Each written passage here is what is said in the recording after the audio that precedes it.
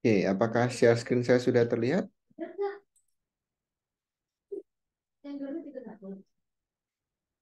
Sudah, Pak. Oke, baik. Selamat malam semuanya. Hari ini kita akan membahas dua materi ya. Yang materi yang pertama adalah kita bicara mengenai rangkaian dari proses sengketa pajak. Kalau mungkin kalian pernah dengar ya, sengketa pajak atau masalah terkait hukum perpajakan. Nah, di sini ada tiga komponen yang perlu kita evaluasi atau perlu kita pelajari, yaitu ada yang namanya penagihan, ada yang namanya penyelesaian, dan namanya pembetulan. Nah, seperti apa? Kita akan lihat satu persatu gitu ya.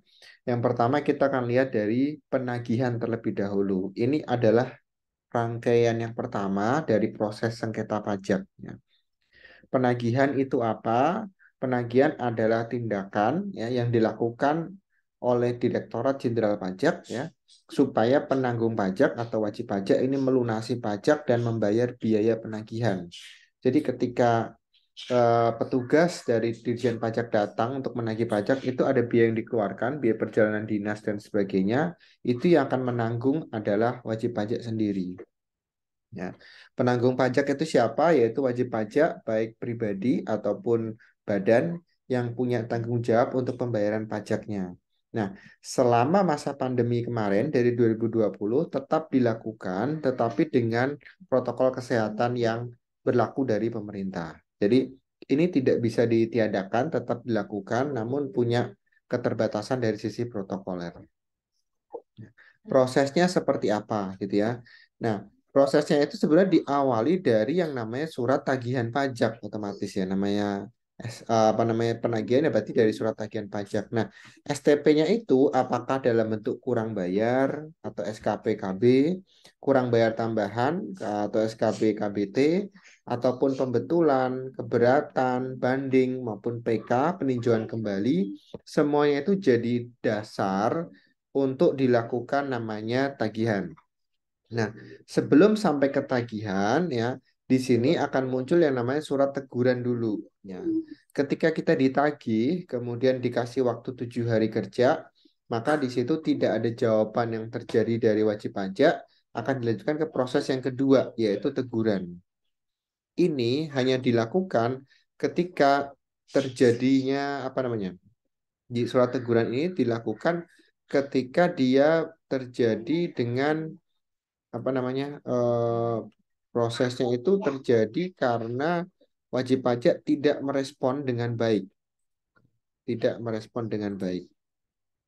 Jadi di posisi yang kedua ini surat teguran akan dilakukan atau dilayangkan ya ketika wajib pajak tidak merespon. Jadi sebelum 7 hari kerja kalau bisa responlah dengan baik, ya. Kemudian yang berikutnya apa? Yang berikutnya di sini adalah surat paksa. Ini jika dalam waktu 21 hari setelah surat teguran keluar, tidak ada tanggapan juga, maka datanglah surat paksa. Nah, kalau sampai di sini nih surat paksa, ini agak berat karena waktunya lebih singkat ya. Hanya 2 kali 24 jam, maka akan ada proses penyitaan. Ya. Proses penyitaan itu apa saja yang disita? Semua barang yang dimiliki oleh wajib pajak. Jadi selama barang tersebut disita atau semua asetnya disita, itu dilarang ya. Dilarang mau dipindah tangan, kita pindahkan ke keluarga kita atau disewakan. Jadi yang ada sewa-sewa dan sebagainya harus diputus atau mungkin dipinjamkan, disembunyikan, dihilangkan, apalagi dirusak. Itu nggak boleh. Ya. Kemudian barang-barang itu akan dilunasi oleh si wajib pajak. Kalau misalnya tagihan pajaknya sudah selesai. Jadi bukan melunasi barangnya, tapi melunasi tagihan pajaknya. Barang akan dikembalikan. Tetapi kalau barangnya tidak dikembalikan atau barang pajaknya tidak dilunasi selama 14 hari, maka barang tersebut akan dilelang. Dan hasil lelangnya ya akan dilakukan untuk pembayaran pajak dari tagihan yang berlaku. Baru sisanya dikembalikan. Tuh. Lelang pun dilakukan dengan waktu cepat ya, 14 hari. Sedangkan kalau kita ketahui lelang sendiri kan tidak pakai harga pasar. Jadi penawar tertinggi berapa ya akan dilepas. Jadi bisa jadi tidak di harga yang paling ideal. Harganya biasanya murah-murah gitu ya. Nah, selama masa paksa ini tadi yang 2 kali 24 jam, hati-hati ya. Di sini pemerintah akan melakukan kegiatan di sini nih. Mau melakukan pengumuman di media massa, masuk ke berita, surat kabar, pemblokiran dan sebagainya, sehingga ini nanti akan ada efek yang panjang. Untuk perusahaan atau untuk orang pribadi, dia akan kesulitan melakukan aktivitas ya, kalau sudah ada surat paksa. Ini adalah rangkaian yang pertama dari proses penagihan gitu.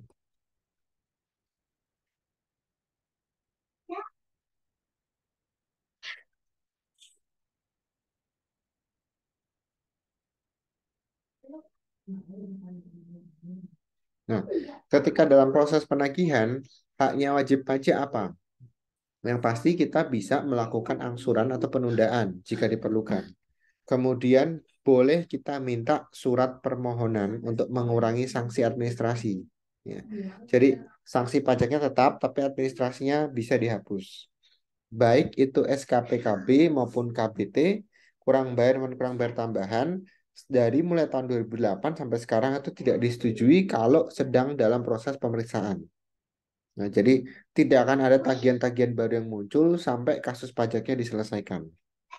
Jadi ini udahlah bentuk keringanan yang diberikan pemerintah kepada wajib pajak selama proses penagihan. Kemudian ketika tagihan yang diberikan oleh Dirjen Pajak tidak sesuai dengan perhitungan kita, kita bisa mengajukan gugatan. Jadi misalnya menurut Dirjen Pajak kekurangan pajak kita adalah 100 juta. Tapi setelah kita hitung cuma 60 juta gitu kan selisihnya jauh ya.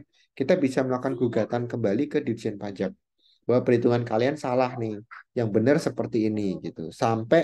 Jangan sampai surat paksa itu keluar dulu karena di situ sudah nggak bisa berlaku ya gugatan dan sebagainya.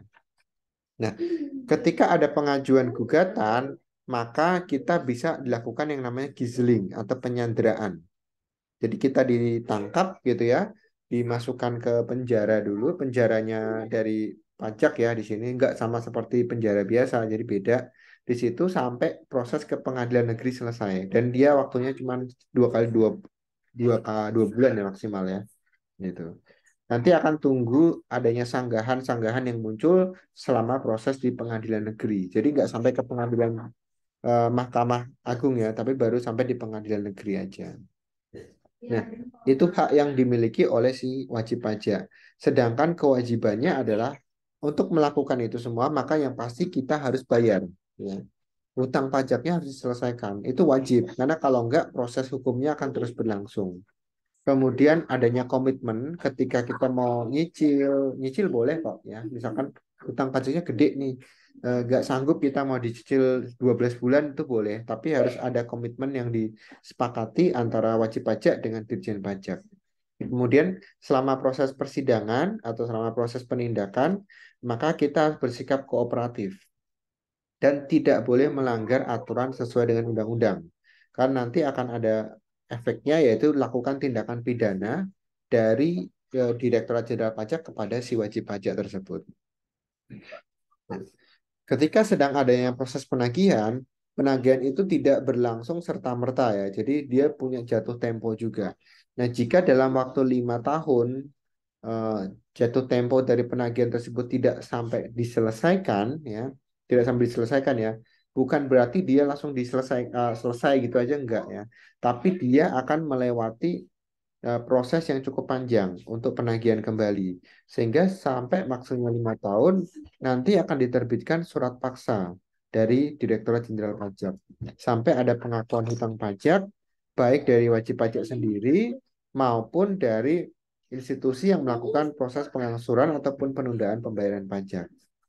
Nah, oleh karena itu, ketika muncul yang namanya surat ketetapan pajak kurang bayar atau kurang bayar tambahan, maka tindak pidana perpajakan itu dianggap sebagai potensi kerugian negara dan itu harus digantikan oleh si wajib pajak. Jadi yang mengganti kerugian tersebut adalah si wajib pajak itu sendiri.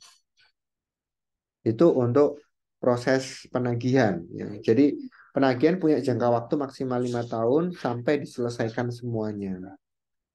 Tuh. Berikutnya adalah penyelesaian sengketa pajak. Nah, sebelum masuk ke sengketa pajak, ada yang mau ditanyakan dulu di proses penagihan tadi? Ada? Pak, Ya, mau nanya Pak, kalau misalnya gimana kayak pada dia? saat yang tadi lelang Pak, terus kan nanti uang dari hasil lelang itu diakui sebagai pelunasan pajak Pak. Iya, Ya, kalau misalnya Pak ada lebih, itu berarti dikembalikan juga Pak ke dikembalikan ke wajib dikembalikan. pajak. Mm-mm. Yang dikembalikan itu nanti akan dikenakan pajak lagi karena diakui sebagai penghasilan bagi wajib pajak itu atau enggak Pak? Bukan, bukan. Jadi itu kan aset ya. Jadi itu asetnya wajib pajak. Misalkan ini prosesnya nih Nidiu ditagih dan nggak selesai kasusnya, ada surat paksa. Jadi asetmu kan diambil semua kan. Kemudian asetmu dilelang, dapatlah 100 juta misalnya. Hutang pajaknya berapa? 60. Berarti sisa 40 juta. 40 juta itu dikembalikan ke kamu. Nggak ada pajak apapun karena itu adalah aset tadi yang 100 juta tinggal sisa 40 gitu. Jadi itu murni punyamu. Oh, berarti itu bukan objek pajak gitu ya Pak ya? Bukan, Bagi yang bukan. oke Itu kan sip. aset yang kamu miliki sebetulnya kan. Cuma karena tidak liquid, misalkan bentuknya apa? Mobil, rumah gitu ya. Diliquidkan dulu, dicairkan dulu melalui proses lelang. Sehingga uangnya diambil pemerintah, pajak kan cash kan. Nah, sisanya dikembalikan dalam bentuk cash. Nah, sisanya itulah yang kamu bisa pakai atau klaim sebagai aset milikmu sendiri. Oke, Jelas baik nggak Pak. itu? Makasih Pak. Oke. Ada lagi yang mau ditanyakan dari yang lain? Oke, kalau tidak ada, saya jalan ke penyelesaian sengketa. Nah, masalah sengketa pajak itu bisa diselesaikan kok. Jadi nggak usah khawatir, karena ada aturan undang-undang yang melindungi itu. Nah, cara penyelesaiannya bagaimana? Ada 4 proses. Yang ini juga nanti akan saya jelaskan di pengadilan pajaknya. Jadi upaya hukumnya itu ada 4 bagian. Yang pertama, kalian mengajukan dulu keberatan. Jadi kalau ada sengketa pajak, ternyata menurut kita tidak sesuai gitu kan, kita tidak terima gitu, lakukan keberatan.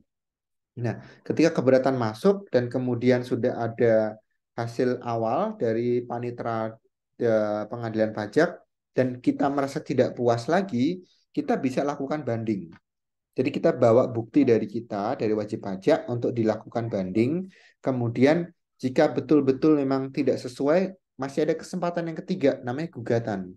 Nah, sampai di gugatan ini masih akan terus proses hukum berlangsung sampai nanti ketika betul atau salah. Misalkan ternyata wajib pajak yang betul, Direktorat Jenderal Pajak yang salah, maka akan dilakukan peninjauan kembali, direvisi ulang gitu. Jadi seperti kayak pemulihan nama baik gitu ya, rehabilitasi. Karena kan kita sudah masuk ke proses hukum nih. Jadi apapun dasarnya itu masuk ke informasi media massa nanti. Jadi akan kelihatan ketahuan bahwa di situ kita sedang beracara atau kita sedang ada kasus sengketa pajak. Nah, kita akan lihat satu persatu ya dari proses-proses yang ada. Keberatan. Nah, keberatan itu seperti apa sih? Itu adalah proses ketika kita merasa tidak puas dengan penilaian yang terjadi dari surat tagihan tersebut. Maka bagaimana cara mengajukannya? Silahkan ajukan tertulis, jadi nggak lisan ya, tertulis dalam bahasa Indonesia. Kemudian tuliskan berapa jumlah pajak yang seharusnya menurut kalian itu yang benar. Jadi misalnya dapatlah surat tagihan 100 juta, tapi menurut kalian wajib pajak itu cuma 60 juta. Jadi tulis saja di situ, menurut kami adalah 60 juta. Alasannya apa? Berikan rinciannya, perhitungannya gitu. Nanti dari surat tersebut ya, surat keberatan tersebut nanti akan diberikan rangkapnya dan kemudian akan dievaluasi oleh Direktorat Jenderal Pajak atau melalui pengadilan pajak. Tuh. Nah, jangka waktu untuk pengajuan keberatan, ini tadi ini keberatan ya, jangka waktu pengajuannya adalah 3 bulan semenjak surat ketetapan dikirim. Jadi kalau dikirimnya Januari, maksimal bulan Maret ya, atau Maret kalau di awal Januari berarti akhir Maret lah gitu ya. Jadi maksimal 3 bulan. Kalau lebih dari 3 bulan ada keberatan yang masuk, itu tidak akan ditanggapi. Jadi hanya maksimal 3 bulan. Tuh. Nah, wajib pajak tidak mengajukan permohonan seperti ketentuan pasal undang-undang, tapi sekarang dilakukan melalui online, melalui daring. Jadi nggak harus datang ngantri itu nggak usah. Pakai form apa namanya keberatan yang ada di website Ditjen Pajak, kemudian masukin aja. Nanti langsung akan diproses oleh sistemnya. Karena di situ akan kelihatan ya, tanggal berapa kalian masukin dan ada tanggal surat ketetapannya masuk atau keluar itu. Jadi nanti akan kelihatan apakah sudah 3 bulan belum. Kalau 3 bulan nanti akan ditanggapi. Nah, itu proses keberatan. Kalau keberatan lewat, kemudian sudah dilakukan persidangan dan kalian masih tidak puas gitu ya, silakan ajukan banding. Banding di sini artinya kalian melakukan proses seperti pembantahan yang pertama gitu ya, atas keputusan keberatan yang tadi di proses yang sebelumnya. Jadi menurut pengadilan pajak misalkan oke nggak 100 juta, tapi tetap 90 juta. Nah, kalian masih tetap ngotot gitu ya. Harusnya 60 nih, terus kalian lakukan banding lagi. Perhitungannya apa, jelasin sedetail-detailnya, dan itu punya jangka waktu 3 bulan ya, semenjak surat keberatan diterima. Jadi dari keberatan, sorry, dari surat tagihan 3 bulan ada keberatan. Keberatan keluar suratnya maksimal 3 bulan untuk mengajukan banding. Gitu. Nah, setelah banding keluar dan ada hasilnya, maka kalian cuma punya waktu 14 hari untuk mengajukan gugatan. Kalau memang itu tidak sesuai dengan perhitungan kalian juga. Hanya 14 hari. Jadi mulai masuk ke gugatan, jangka waktu atau time frame-nya lebih pendek ya, 14 hari. Nah, disinilah proses pengadilan pajak akan bekerja. Jadi mereka akan melakukan persidangan pajak dalam waktu singkat. Nanti di bagian berikutnya akan ada penjelasan, ada persidangan biasa, ada persidangan khusus atau persidangan cepat. Ini akan ditentukan dari waktu-waktu yang seperti ini. Nah, jangka waktu melakukan gugatan ya, nanti pemeriksaan dari Ditjen Pajak itu maksimal 30 hari. Nah,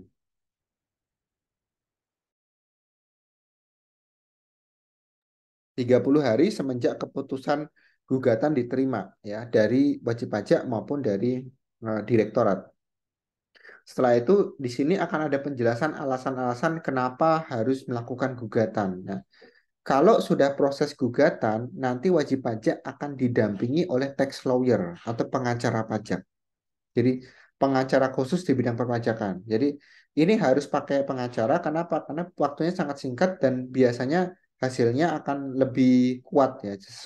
Sudah bermain dengan aturan undang-undang cukup banyak. Sehingga mau tidak mau harus pakai pengacara yang lebih paham mengenai seluk-beluk aturan undang-undang khususnya undang-undang perpajakan di Indonesia. Oke. Nah, setelah gugatan selesai, menang atau kalah gitu ya, akan dilakukan peninjauan kembali. Seandainya menang, berarti wajib pajak akan dipulihkan lagi statusnya, dilakukan peninjauan kembali melalui Mahkamah Agung. Jadi yang paling tinggi ya, tadi kan pengadilan negeri, kemudian pemulihannya adalah yang paling atas daripada itu, yaitu Mahkamah Agung. Melalui pengadilan pajak. Jadi tetap suratnya keluar dari pengadilan pajak. Tetapi keputusannya adalah dari Ketua Mahkamah Agung. Gitu. Nah, kalau sudah sampai di tahap akhir ini, peninjauan kembali, ini sudah tidak ada keputusan lain-lain. Jadi ini adalah keputusan tetap, ya. Atau bahasa Belandanya adalah inkra. Jadi ini keputusan tetap, tidak dapat ditangguhkan, tidak dapat dirubah kembali. Jadi kalau bisa jangan sampai di tahap yang ini supaya tidak bisa merubah keputusan yang lain-lain. Tuh.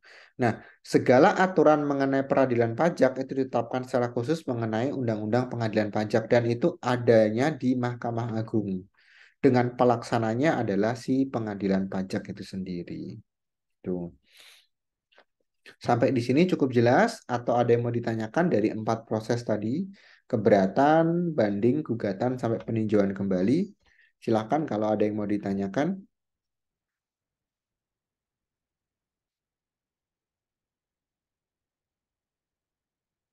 Ada? Oke, kalau tidak ada, saya lanjutkan ke pembetulan ya. Jadi saya tahu mungkin materi ini agak jarang ya buat kalian ya, karena biasanya kalian belajar pajak cuma hitung-hitungannya, kemudian ya paling jauh adalah SPT-nya gitu. Tapi kalau di sini kita sudah masuk ke ranah hukum. Jadi sesuai dengan mata kuliah kita kan ada perencanaan dan pemeriksaan. Jadi kalian bukan cuma merencanakan saja, tapi juga harus siap sampai ke pemeriksaan. Jadi ketika kalian dipanggil ada kasus sengketa pajak, kalian juga harus tahu itu adalah keunggulan yang kita tawarkan di Ukrida karena kita bukan hanya membekali kalian dengan caranya aja, tapi bagaimana cara defend ya hasil dari perhitungan kalian itu sendiri. Nah, ketika peninjauan kembali sudah didapatkan oleh si wajib pajak, maka kita akan mendapatkan surat pembetulan. Yang tadinya ada salah dibetulin kembali. Sehingga nanti keputusan dari atau surat tagihan pajaknya akan melakukan evaluasi ya. Nah, pembetulan yang dapat dilakukan itu biasanya terjadi karena dua komponen. Yang pertama jika ada kesalahan tulis dan yang kedua jika ada kesalahan hitung. Ya. Kesalahan tulis itu apa? Kesalahan tulis itu misalnya ada salah nama, alamat, NPWP, nomor surat, dan sebagainya. Jadi hanya masalah ketikan aja, tidak masalah yang besar. Nah, masalah besar yang sampai ke peninjauan kembali maupun gugatan itu adalah kesalahan hitung. Makanya di sini kalau kalian lulusan pajak atau lulusan akuntansi biasanya harus cermat. Ya. Kesalahan itu tersebut bisa kita perdebatkan sampai di pengadilan pajak, baik itu plus atau minus ya, lebih atau kurang. Nah, nanti keputusannya akan dikeluarkan dari pengadilan pajak. Nah, kekeliruan atas penerapan aturan undang-undang pajak itu bisa dievaluasi atau bisa dilakukan pembetulan, ya. Baik itu tarifnya, kredit pajaknya atau sebagainya. Oleh karena itu, kalau di dalam persidangan pajak, biasanya yang paling banyak kita temui kasusnya ada dua, yaitu pajak penghasilan, PPh maupun PPN, pajak pertambahan nilai. Karena biasanya ada kesalahan dari sisi perhitungan untuk kalau PPh. Kalau PPN biasanya ada jumlah dari kredit pajaknya atau PPN masukannya atau PPN keluarannya atau nilainya yang tidak sesuai dengan faktur gitu ya. Jadi rata-rata seperti itu. Ya. Mungkin kalau mahasiswa belum pernah lihat nanti saya akan tunjukkan ya di pengadilan pajak itu seperti apa. Kemudian untuk syarat permohonannya bisa dilihat di situ untuk satu ketetapan pajak itu hanya boleh satu kali pengajuan. Ya, jadi satu surat tagihan hanya satu kali. Jadi tidak bisa lebih dari satu. Oleh karena itu masing-masing ya permohonannya. Dan ini prosesnya kan agak panjang tadi ya 3 bulan 3 bulan. Jadi bisa jadi akan makan waktu hampir 1 tahun. Jadi kemungkinan besar hanya bisa mengajukan satu kali itu sudah pasti gitu. Nah, keputusan pembetulannya nanti akan diselesaikan di pengadilan pajak dan akan dievaluasi atau diberikan pemberitahuannya dalam jangka waktu 6 bulan sejak permohonan diterima. Jadi udah habis tuh ya. Tadi 3 bulan, 3 bulan, 14 hari tambah 6 bulan, udah 1 tahun lewat. Jadi udah nggak bisa lagi kalau sudah lewat lebih 1 tahun gitu. Maka persiapkan datanya dengan baik, informasi dengan baik supaya waktu-waktu time frame yang diberikan tadi tidak melebihi jangka waktu satu periode. Karena kalau udah lewat 1 2 tahun biasanya agak sulit ya pembetulannya gitu. Ini jangka waktunya tadi akan keluar selama 6 bulan. Apakah diterima atau dikabulkan atau ditolak permohonan dari si wajib pajak tersebut. Tuh. Itu untuk materi rangkaian dari sengketa pajak.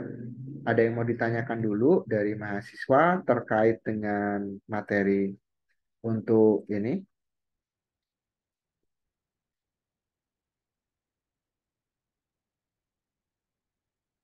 Ada?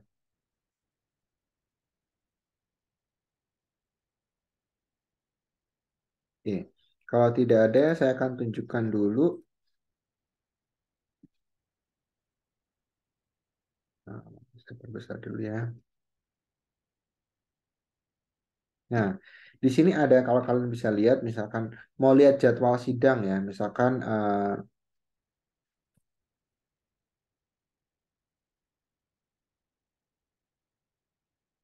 pemeriksaan gitu. Nah, coba kalian lihat gini ya, misalkan contoh ini tanggal 28 Februari. 28 Februari mau ada sidang nih gitu ya. Sidang ini biasanya kasusnya apa? PT Pembangkit Jawa Bali. Ini ada pengumumannya loh. Ini sidang yang pertama. Kasusnya apa? PPH tahun 2019. Tuh, ada kan dia pemeriksaan. Terus kemudian ini ruang 2A tanggal 21 Februari. PT Glaxo Welcome Indonesia. Sidang yang pertama untuk PPH Badan sama PPH pasal 23. Jadi dalam satu hari itu persidangannya bisa banyak. Ada juga nih yang sidang ruang sidang lantai 3. Nah, lihat nih.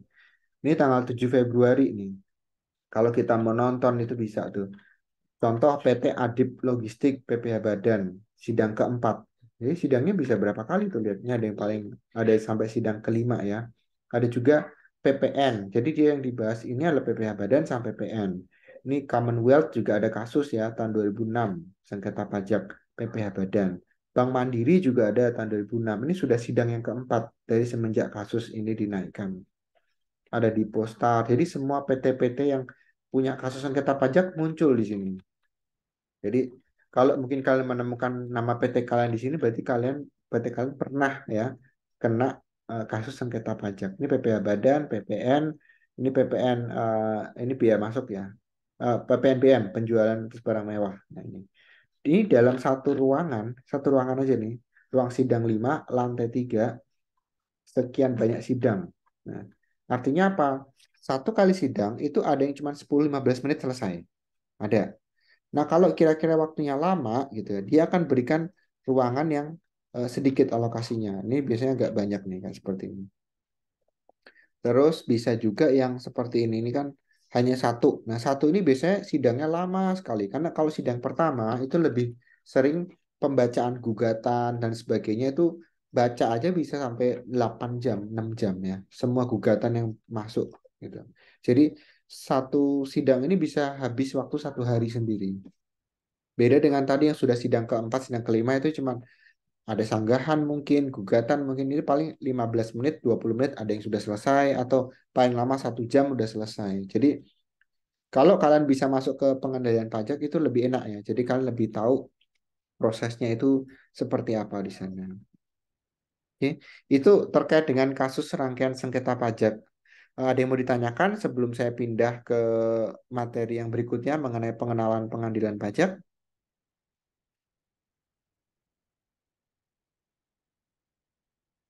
Ada dari mahasiswa?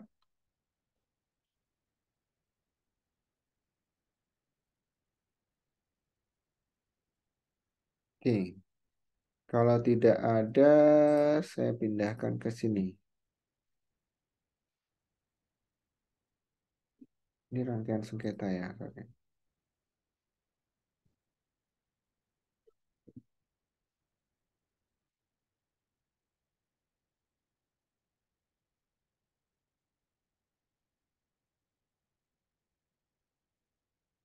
Jadi yang di slide kalian yang pengenalan pengadilan atau rangkaian sengketa? Pengenalan Pengenalan pengadilan pengadilan, pajak, Pak. Pak. Pengenalan pengadilan ya, oke. Baik, eh ini harusnya materi yang diberikan oleh kantor pengadilan pajak, tapi nggak apa-apa, saya akan coba resume dulu di sini supaya kalian lebih kenal dulu ya. Pengenalan pengadilan pajak. Jadi materinya adalah kita akan lihat sistem antreannya seperti apa, kemudian ada banding gugatan dengan dua proses ya. Sidang acara biasa artinya berlangsung cukup lama tadi 3 bulan, ada juga sidang acara cepat. Ya. Kemudian peninjauan kembali dan ada dua informasi yang perlu saya sampaikan yaitu izin kuasa hukum dan juga SKSP, surat keterangan sengketa pajak. Nah, prosedur layanannya selama masa pandemi COVID ini belum belum dilepas ya, jadi masih sama. Ketika kita datang ke sana untuk melakukan layanan ataupun administrasi, itu hanya boleh maksimal 2 orang dan ya sama seperti kalau kita masuk mall ya, ada pemeriksaan suhu badan, menggunakan masker, mengisi berita acara gitu ya. Tapi sekarang pakainya antrian online. Jadi daftar dulu di websitenya Sekretariat Pengadilan Pajak, kemudian di sana nanti akan bawa nomor tokennya atau QR-nya untuk kita masuk sebagai antrian online. Kemudian eh, kalau kemarin masih harus pakai surat antigen ataupun sertifikat vaksin, tapi kayaknya sekarang cukup pakai sertifikat vaksin. Ya. Kemudian kalau sudah masuk ke sana, nanti kalian akan ketemu 3 loket. Nah, di situ yang biasanya kita bingung, ini loket yang mana gitu. Ada loket A, ada loket B, ada loket C. Ya. A, B, dan C punya fungsi masing-masing. Nah, loket A itu ketika kita sedang melakukan proses banding atau gugatan. Ya. Selain itu nggak boleh masuk ke sana. Jadi hanya boleh loket A itu untuk banding ataupun gugatan. Dan tolong dilihat, di situ hanya boleh 10 antrean per hari. Jadi kalau kalian antrean nomor 11, mohon maaf, nggak bisa pindah ke hari lain. Gitu. Jadi ini antreannya per hari. Karena ada banding dan gugatan jadi satu dan dia hanya boleh melayani 10 antrean per hari. Ya. Kalau nggak mau ngantri datang gimana Pak? Bisa melalui pos. Ya, jadi dikirim aja lewat pos, tapi nanti dia masuk antrian ke berapa kita nggak tahu. Nanti akan dihubungin kembali. Gitu. Itu untuk loket A. Loket B itu untuk kasus IKH atau minta jadi izin kuasa hukum ataupun kita minta surat sengketa pajak. Sedangkan loket C itu untuk masalah peninjauan kembali atau kontra memori. Nah, selebihnya itu misalkan Pak mahasiswa kalau berkunjung bagaimana? Dia cukup di sekretariat. Jadi sebelum loket tuh ada sekretariat di situ aja. Tapi biasanya kan langsung masuk ke loket B. Setelah sekretariat akan diarahkan kalian ke loket B untuk lihat informasi umum. Tuh. Nah, setiap kunjungan hanya boleh dibatasi satu orang saja sekarang ini. Jadi memang belum dibuka secara luas ya, karena ya saya nggak tahu ini kan kemarin baru dinyatakan Pak Jokowi gitu ya, bahwa sudah tidak ada PPKM. Tapi bukan berarti tidak ada pandemi gitu kan. Tidak ada PPKM, bukan tidak ada pandemi. Sehingga saya nggak tahu apakah informasi ini sudah dicabut atau belum. Mestinya sih belum gitu ya. Karena ini baru saya share, saya cek minggu lalu masih ada, jadi belum dicabut sebenarnya itu. Mungkin minggu ini atau minggu depan saya nggak tahu, tapi minggu lalu masih belum. Di awal Januari masih belum. Oke, ini adalah proses banding dengan sidang biasa. Nah, prosesnya bagaimana? Ada pemohon, ada wajib pajak datang di sini ya pemohon. Kemudian dia membawa surat bandingnya dan ini punya jangka waktu 3 bulan ke pengadilan pajak. Dari sini dia akan minta uraian bandingnya ke Direktorat Jenderal Pajak. Cepat dia 14 hari. Setelah itu dia akan balik lagi maksimal 3 bulan ke pengadilan pajak dan salinannya kembali ke pemohon. Nanti kalau sudah didapatkan oleh si pemohon, dia bisa memberikan surat bantahan. Ya. Bantahan ini adalah kalau hasil dari banding ternyata tidak sesuai, tidak sinkron antara menurut pajak dengan menurut pembanding. Jadi pengadilan pajak posisinya ada di tengah-tengah ya. Jadi dia tidak menentukan siapa yang benar itu nanti ya, tapi wajib pajak punya atau WP itu punya perhitungan sendiri, DJP punya perhitungan sendiri. Nah kalau nggak cocok, yang akan menyelesaikan si pengadilan pajak ini. Ketika surat bantahan datang, maka pengadilan pajak akan menunjuk ketua untuk dilakukan persidangan. Biasanya ada majelis minimal 3 orang, gitu. Minimal 3 orang. Ini kalau biasa. Nah kalau yang cepat nanti akan ada bedanya. Tapi ini yang biasa ya. Oke. Terus kemudian dari sini akan dilakukan persidangan maksimal 6 bulan, kemudian suratnya akan muncul maksimal 12 bulan. Jadi di sini majelisnya akan mendapatkan keterangan-keterangan, kemudian akan memutuskan maksimal 6 bulan itu seperti apa hasilnya. Tuh. Ini kalau yang sidang biasa. Nah, kalau sidang cepat bagaimana gitu ya? Kalau sidang cepat seperti ini. Perbedaannya adalah, sorry.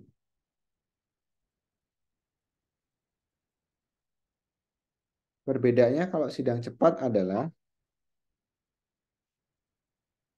pemohon atau banding langsung ke pengadilan pajak dan pengadilan pajak merasa ini perlu dipercepat gitu kan. Maka dia akan langsung menunjuk ke hakimnya. Apakah hakim tunggal 1 orang saja atau menggunakan majelis yang banyak. Jadi tergantung dari berat atau tidaknya kasusnya. Ya. Ini kan sebenarnya sama ya. Kalau kalian lihat di televisi kan ada kasusnya Sambo itu kan kasusnya majelisnya banyak gitu kan dia butuh banyak pertimbangan. Tapi kalau di sini kalau kira-kira pertimbangannya cukup 1 orang jadi bisa pakai hakim tunggal. Sehingga nanti dari sini akan dilihat aspek formal ataupun tidak formalnya. Kalau aspek formalnya terpenuhi dan dia bilang ini kayaknya bisa kok ke sidang biasa ya dia dialihkan ke sidang biasa. Gak harus pakai sidang khusus. Tapi kalau ada pasal-pasal ini yang tidak terpenuhi, maka dia akan menjadi sidang khusus atau sidang dipercepat. Tuh. Itu bedanya antara sidang biasa dengan sidang cepat. Untuk kasus banding. Ya. Sedangkan untuk kasus ini gugatan sama aja sebetulnya ya prosesnya mirip seperti tadi. Tapi bedanya adalah 14 hari ya. Kalau tadi masuk gugat kan 14 hari ya. Kalau banding atau keberatan kan 3 bulan. Ini 14 hari. Kemudian ada surat tanggahan, surat bantahannya muncul, baru nanti akan ditunjuk majelis. Di sini waktunya lebih pendek, setengahnya 3 bulan, kemudian surat akan keluar dalam waktu 6 bulan. Kalau tadi 12 bulan, waktu persidangan 6 bulan. Ini bedanya antara banding dengan gugatan. Nah, ini dengan posisi biasa ya, dengan posisi biasa. Nah, kalau sidangnya adalah sidang cepat, maka dia mirip ya seperti tadi. Yang membedakan adalah di sini waktunya saja 14 hari. Jadi nanti akan ditunjuk boleh hakim tunggal ataupun majelis. Nah, nanti bisa ditanyakan kok ke pengadilan pajak, kapan dia perlu hakim tunggal, kapan dia perlu majelis gitu. Dan ini ada syarat formalnya, pasalnya beda lagi ya, 40 dan 41. Kemudian sama seperti tadi, kalau ternyata aspek formalnya terpenuhi ya, alihkan aja ke sidang biasa ya. Karena ini menghemat pembiayaan. Ya. Pembiayaan dari si penggugatnya atau wajib pajak yang akan harus bayar tadi. Tuh. Kemudian kalau proses peninjauan kembali sekarang sudah ada pembaharuan ya. Ini peraturan yang baru 2018. Jadi cukup masukkan surat permohonan peninjauan kembali, maka di sini akan dievaluasi selama 14 hari doang. Cepat ya dia. Sekarang 14 hari. Kemudian pengadilan pajak akan memutuskan dia perlu menjawab atau tidak. Maka nanti akan ada dua jawaban. Apakah putusan peninjauan kembali atau kontra memori peninjauan kembali. Ya, KMPK itu artinya dia tetap hasilnya sama, tapi dimunculkan lagi hasilnya. Tapi kalau ini biasanya hasilnya berbeda. Ya, berkasnya harus disiapkan dalam 2 rangkap, kemudian rangkap satu yang akan dijadikan pertimbangan di pengadilan pajak, satu lagi akan disimpan sebagai arsip. Gitu. Jadi ini berlaku ya sama seperti itu, baru nanti akan diputuskan kira-kira peninjauan kembalinya dipenuhi atau tidak, dikabulkan atau tidak oleh majelis. Ya. Selain daripada itu, saya rasa perlu menyampaikan ini juga di kelas pagi juga saya sampaikan bahwa kita yang menguasai bidang ilmu perpajakan penakutansi dapat menjadi kuasa hukum, ya, kuasa hukum pajak. Kenapa saya bilang seperti itu? Nanti saya akan tunjukkan buktinya. Siapa sih hakim-hakim di pengadilan pajak? Nanti kan saya akan lihatkan. Mereka tidak harus bergelar hukum ya, tapi sarjana ekonomi ataupun sarjana akuntansi pun bisa. Nah, caranya bagaimana? Yang penting kalian tahu aturan undang-undang perpajakan dan kalian memasukkan izinnya sebagai kuasa hukum itu langsung ke loket B. Di sini cepat ya, 1 hari kerja, kemudian akan dicek berkas-berkasnya, kemudian akan dijawabkan boleh jadi kuasa hukum atau tidak. Gitu. Kalau nggak lengkap akan dikembalikan, tapi kalau lengkap langsung ada surat keputusan boleh menjadi kuasa hukum. Gitu. Dan ini adalah yang terakhir adalah surat sengketa, yaitu kita bisa mengirimkan, bisa langsung pakai kurir atau mau langsung datang ke sana atau pakai pos. Kemudian surat sengketanya akan dikirimkan kembali ke alamat kita dalam waktu 14 hari. Sekarang cepat ya. Dan kemudian untuk alurnya, dia menggunakan satu email bersama sekarang. Karena Dirjen Pajak itu di banyak Kementerian Keuangan, kita sekarang masuk melalui email Kemenq Prime. Ya. Di sini mau Dirjen Perimbangan Keuangan, Direktorat Jenderal Pajak, Pengadilan Pajak dan sebagainya, maksudnya ke Kemenq Prime, kita nanti dapat antrian online. Nah, di situ akan dijawab by system. Ya. Nah, jadi sekarang semuanya udah mulai satu pintu nih, integrasi pelayanannya sehingga lebih mudah ya, sehingga nanti berbagai masalah yang dihadapi oleh wajib pajak itu bisa diselesaikan dengan lebih cepat. Oke. Tadi saya bilang akan saya tunjukkan ya beberapa contoh bahwa siapa sih yang boleh menjadi hakim pajak gitu. Nah, di sini kita bisa lihat daftar hakim. Nah, daftar hakimnya coba kalau kalian di sini ada yang namanya sarjana hukum itu pasti gitu ya. Tapi ada juga yang tidak loh. Contoh misalnya di sini, ini kan nggak ada nih. Bapak Widi ini nggak ada ya. Yang ini nggak ada. Ini juga nggak ada kan, nggak ada hukumnya sama sekali. Ini ilmu pemerintahan, ini ada hukumnya. Ini ada sarjana hukumnya. Ini tidak ada hukumnya sama sekali gitu ya. Ini juga tidak ada orang teknik malahan. Jadi artinya apa? Tidak harus yang punya gelar hukum. Ada juga yang cuman nih sarjana akuntansi. Ada juga yang akuntan nih. Tuh, ini Pak Haryon ini akuntan juga nih. Jadi kita bisa lihat dari sini bahwa eh, sekalipun kalian bukan orang hukum atau bukan sarjana hukum, tetapi selama kalian punya pengetahuan yang baik terkait dengan undang-undang perpajakan, kalian bisa melamar menjadi kuasa hukum. Tuh, nggak cukup banyak kan di sini kan? Tidak wajib, ya rata-rata punya gelar akuntansi atau ekonomi. Contoh misalkan seperti ini. Jadi supaya dia paham ilmu akuntansinya seperti apa atau ilmu perpajakannya seperti apa, dan dia bisa beracara di pengadilan pajak. Tuh. Ini adalah bukti yang sah ya bahwa pengadilan pajak itu tidak berarti orang hukum, enggak. Tapi kalian pun bisa suatu saat nanti. Bahkan ada salah satu mahasiswa kita ya, tapi kebetulan dia sarjana hukum juga, jadi sudah jadi advokat, tapi dia juga sarjana akuntansi. eh, Kemudian sekarang sudah beracara di pengadilan pajak. Jadi dia bisa melakukan proses tersebut karena dia sudah terdaftar sebagai advokat resmi. Oke. Itu materi yang perlu saya sampaikan untuk persiapan kita di malam hari ini. Ada yang mau ditanyakan dulu dari mahasiswa terkait dengan materi sebelum nanti minggu depan kita tunggu jadwal dari pengadilan pajak. Silakan boleh bertanya dari mahasiswa.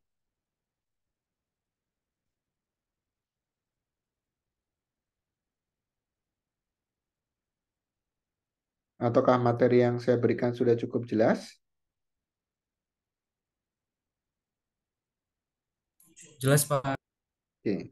Baik, kalau sudah cukup jelas, saya akan akhiri sesi kuliah kita malam hari ini. Namun sebelum kita akhiri sesi, silahkan diketik di chat room bahwa kalian hadir untuk sesi kali ini untuk bisa saya rekap di dalam portal perkuliahan kita.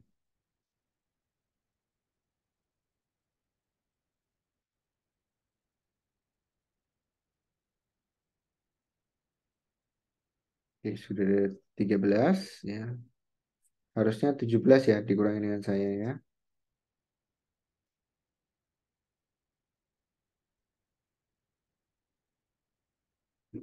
Tiga lagi, siapa yang belum?